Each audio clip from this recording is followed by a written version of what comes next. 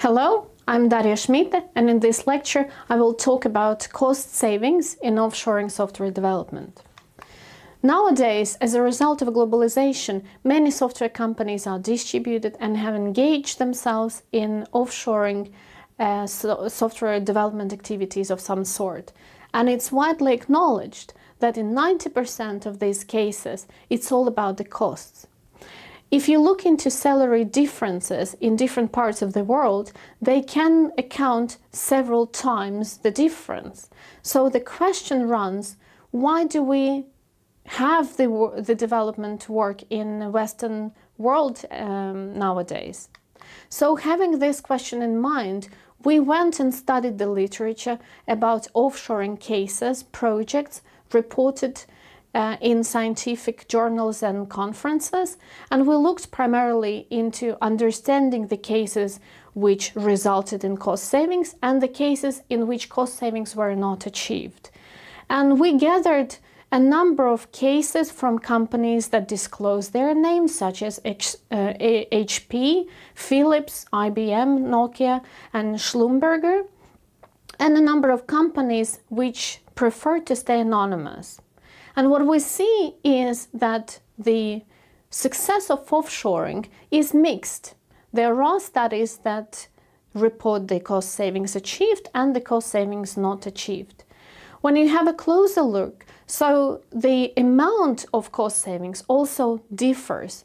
Some studies reveal that they have saved 3 times the development cost or 10 times the development and maintenance cost.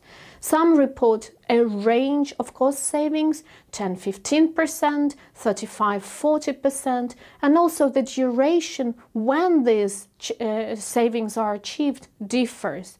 So in one of the studies, 10–15% cost savings were reported after 2 to 3 years of collaboration. On the other hand, when you look into cost savings not achieved, the studies usually report the qualifiers of this, such as significant decrease in profit. And in general, we can say there is a lack of understanding of what the actual cost savings or the cost not savings are. We also studied the context of these studies, and what we could conclude is that those studies that reported the cost savings were reported in relatively simple and basic projects, and also the projects with well-defined deliverables that required very little management. Those were individual processes such as test automation and simple development projects.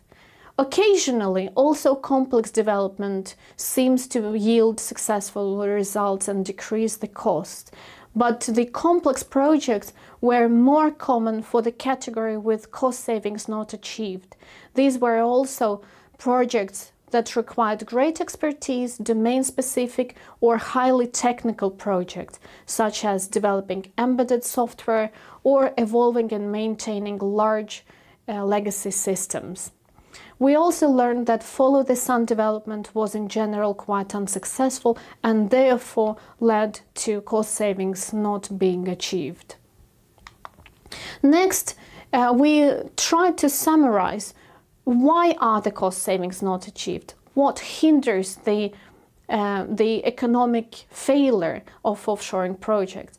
And we saw that the most common cost acknowledged by the companies is, of course, the contract-based personnel costs, the salary differences that I talked about in the beginning of this talk. And also, it's natural to account for the cost of selecting a vendor and also cost of managing the contract.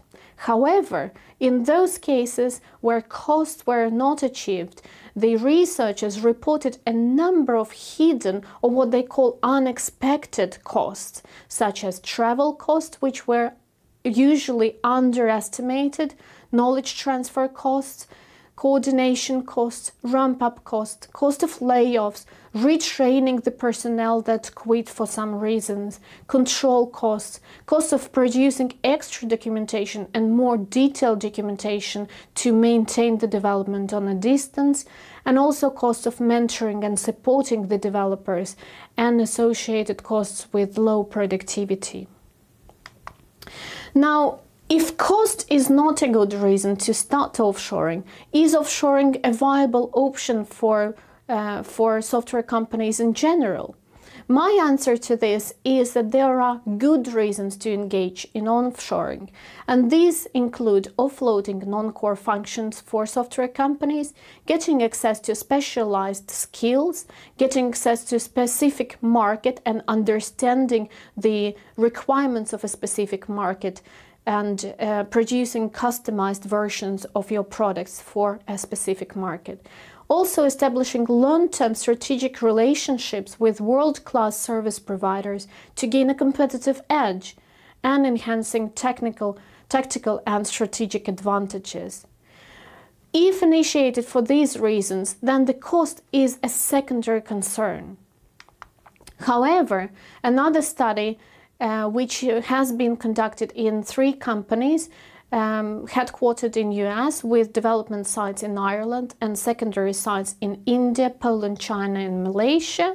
These companies were HP, Fidelity Investments and Intel, shows that none of the assumed benefits of offshoring can be taken for granted. And in their study, the authors have looked at leveraging time zone effectiveness, access to large-skilled labor pool, innovation and shared best practice, and closer proximity to market and customers as the desired secondary impacts of offshoring. And their conclusion was that none of these were fully achieved by all 3 cases. Some of them were hindered by reduced collaboration times window between the sites involved in one product, extremely high attrition levels or turnover of the employees in the offshore sites, social-cultural problems, and also fear and distrust that many onshore developers felt, and therefore were reluctant to share more than necessary for the job. So, in conclusion, I would like to say that offshore benefits should not be taken for granted. There are more costs than just the salaries, and obviously not all projects are suitable for offshoring.